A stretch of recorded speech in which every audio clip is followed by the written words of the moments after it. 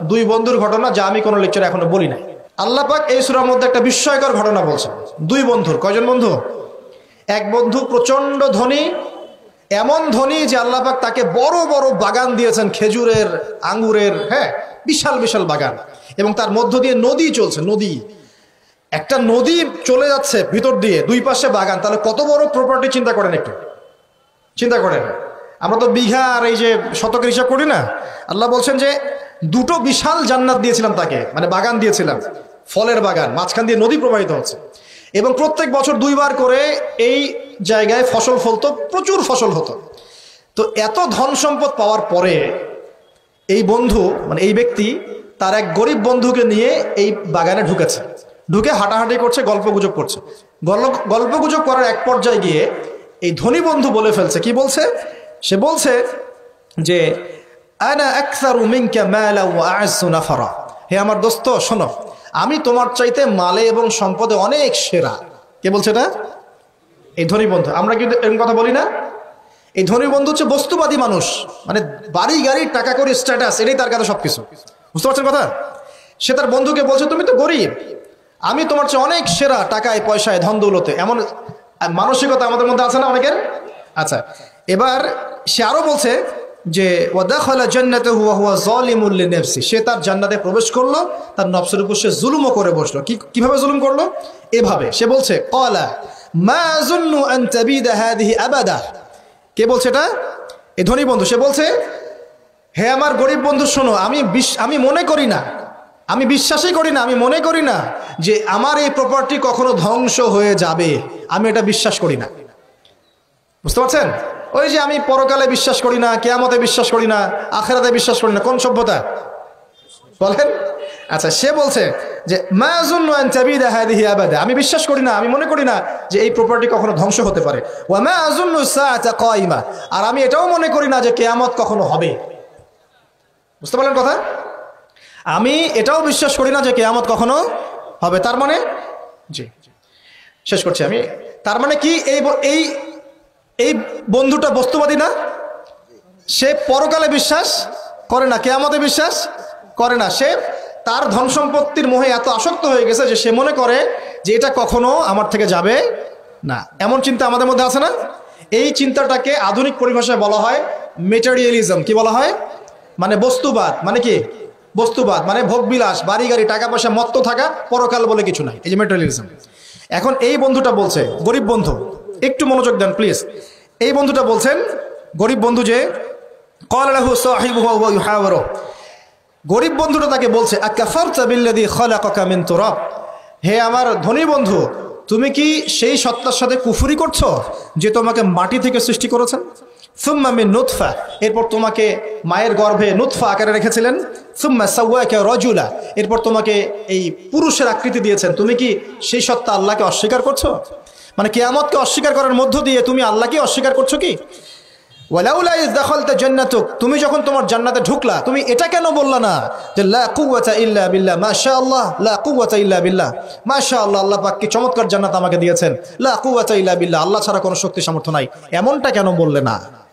এমনটা না বলে কেন এইটা বললা যে ওয়া মা আযুন্নু সাআতা কায়িমা, আমি বিশ্বাস করি না যে কখনো কিয়ামত হবে, আমি বিশ্বাস করি না যে এইটা কখনো ধ্বংস হবে। এমনটা কেন বললা? তুমি কেন কুফরি করলা? এরপর যেটা হয়েছে, আল্লাহ রাব্বুল আলামিন এই যে বন্ধু, গরিব বন্ধু, তাকে দুনিয়া এবং আখিরাতে বিশাল নিয়ামত দিয়ে দিয়েছেন। আর এই ধনী বন্ধুর জান্নাতটাকে আল্লাহ পাক এক রাতের মধ্যে ধ্বংস করে রেখে দিয়েছে। এক রাতের মধ্যে পুরো জান্নাতকে ধ্বংস। পরের দিন সকালে সে এসে দেখে যে এটা কোন জায়গায় আসলাম, এটা আমার বাগান বাগিচা বলে মনে হচ্ছে না। সে হাত কসলাচ্ছিল এবং বলছিল, কোরআনে ভাবে বলছে, হাত কসলাচ্ছিল আর বলছিল যে হায়, আমি যদি আমার রবের সাথে শিরকটা না করতাম, হায়, আমি যদি আমার রবের সাথে কুফরি না করতাম, তাহলে আজকে আমার এই অবস্থা হয়তো হতো না। এই ঘটনাটা ঠিক পরে আল্লাহ পাক বলছেন, ওয়াদরিব লাহুম মাসালুল হায়াতিদ দুনিয়া।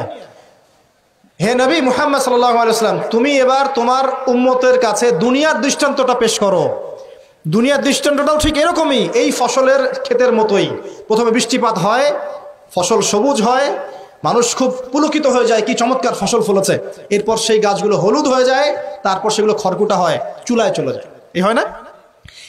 এই গল্পটার সাথে, ঘটনার সাথে দুনিয়ার জীবনে মিল আছে না? এটা কোন সূরায় আছে? কাহফে। আর এই সূরা আপনাকে দাজ্জাল থেকে বাঁচাবে না? এখানে আপনার হেদায়েত শোনেন, দাজ্জাল এবং তার অনুসারীরা এবং ওই সমসাময়িক ফিতনাময় যুগে বেশিরভাগ মানুষ বস্তুবাদী হয়ে যাবে, হয়ে যায় নাই? এবং বেশিরভাগ মানুষ এই দুনিয়ার ধন সম্পদ চাকচিক্যের মোহে পড়ে যাবে, পড়ে নাই? পড়েছে কি না? পড়েছে। এবং শুধু তাই নয়, তারা পরকালীন কনসেপ্টগুলোকে অস্বীকার করা শুরু করবে। ওই যে বললাম, আল্লাহ, ফেরেশতা, মালায়েকা, আখিরাত এগুলো কিছু বিশ্বাস করবে না, মানুষকে ধর্মহীনতার দিকে নিয়ে যাবে। এটা নিয়ে যাচ্ছে না? এই তিনটা জিনিস খুব চলছে সমাজে এখন। একটা হচ্ছে এলিমিনেশন, মানে আল্লাহর কনসেপ্টটাকে বাদ দিয়ে দেওয়া। একটা হচ্ছে মেটারিয়ালিজম, মানে বস্তুবাদিতা। একটা হচ্ছে চ্যালেঞ্জ এগেনস্ট রিলিজন, ধর্মর এগেনস্টে চ্যালেঞ্জ করা। এগুলো চলছে না এখন? তো দেখুন, দাজ্জালের সভ্যতায় এগুলো হবে। এর সাথে আপনার বর্তমান সময়ের মিল কোথায়? মিল হচ্ছে, দেখুন, এই বিউটি কন্টেস্ট বলেন, আপনার ওয়ার্ল্ড কাপ বলেন, আপনার এই ইভেন্টসগুলো বলেন, ফ্যাশন শোজগুলোর কথাই বলেন, অপসংস্কৃতির কথাই বলেন, পর্নোগ্রাফির কথাই বলেন, এই মাদকের ভয়াল থাবার কথা বলেন, যে কোনো দিকে তাকান, এগুলোর প্রত্যেকটার উদ্দেশ্য দুনিয়া নয় কি? শুধু দুনিয়া না, পরকালীন কোনো স্বার্থ আছে? এগুলো করে পরকালে একটা নেকি হবে, কেউ দলিল দিতে পারবে কোরআন সুন্নাহ থেকে? তার মানে এই সমাজটা, এই সভ্যতা কি করেছে? দাজ্জালীয় আদলে পুরো সভ্যতাকে গড়েছে এবং বস্তুবাদিতার দিকে মানুষকে প্রবৃদ্ধ করেছে। শুধু তাই নয়, যেগুলোর পরকালীন কোনো স্বার্থ নাই এই কাজগুলোকে প্রমোট করেছে এবং যুব সমাজ, মুসলিমদেরকে স্পেশালি এগুলোতে মত্ত করে রেখেছে, রাখে নাই? আল্লাহ পাক এখন বলছেন, জেনে রাখো, তোমরা জেনে রাখো, ইন্নামাল হায়াতুদ দুনিয়া লাইবুন ওয়া লাহুন, এই দুনিয়ার জীবনটাই খেলতামাশা, প্রতারণা। ওয়া যিনাতুন ওয়া তাফাখুরুন বাইনাকুম ওয়া তাকাসুর, একে অপরের প্রাচুর্য, ধন সম্পদের প্রতিযোগিতা ছাড়া কিছু না। ওয়া মাল হায়াতুদ দুনিয়া ইল্লা মাতাউল গুরুর, এই দুনিয়ার জীবনটা প্রতারণা ছাড়া কিছু নয়। আলহাকুমুত তাকাসুর হাত্তা যুরতুমুল মাকাবির, তোমরা প্রাচুর্যের মোহে মোহাচ্ছন্ন হয়ে আছো যতক্ষণ পর্যন্ত না তোমরা কবরে শায়িত হচ্ছ। কাল্লা সাউফা তা'লামুন, অবশ্যই তোমরা জানতে পারবে, কোশ্চিন কালেও নয়, অবশ্যই তোমরা জানতে পারবে।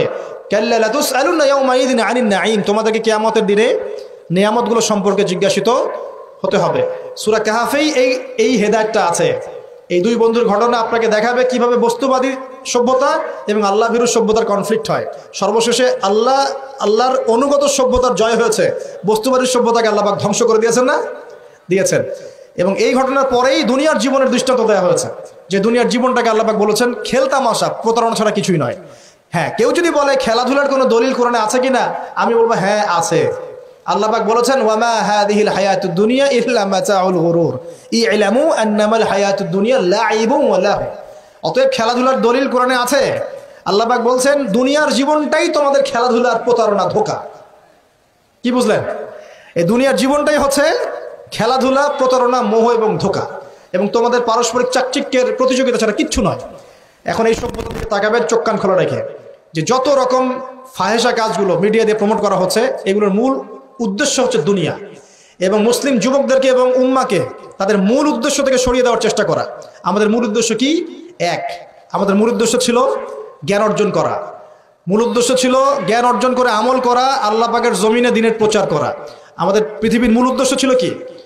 পারিবারিক আদর্শ ঠিক করা, সন্তানদেরকে মানুষ করা, সমাজের কাঠামো ঠিক করা, হালাল খাওয়া, দ্বীনের দাওয়াতি কাজ করা, আল্লাহর জমিনে দ্বীনটাকে প্রচার করা, প্রসার করা, প্রতিষ্ঠার চেষ্টা করা। এগুলো আমাদের মূল উদ্দেশ্য ছিল। এখান থেকে সরিয়ে এনে আমাদের সবার চোখকে এখন বিভিন্ন আমোদ প্রমোদ ফুর্তির দিকে ফোকাস করে রাখা হয়েছে, এবং এর ফলশ্রুতিতে আমরা আমাদের দুনিয়াতে আসার উদ্দেশ্যটা কিন্তু ভুলে গেছে।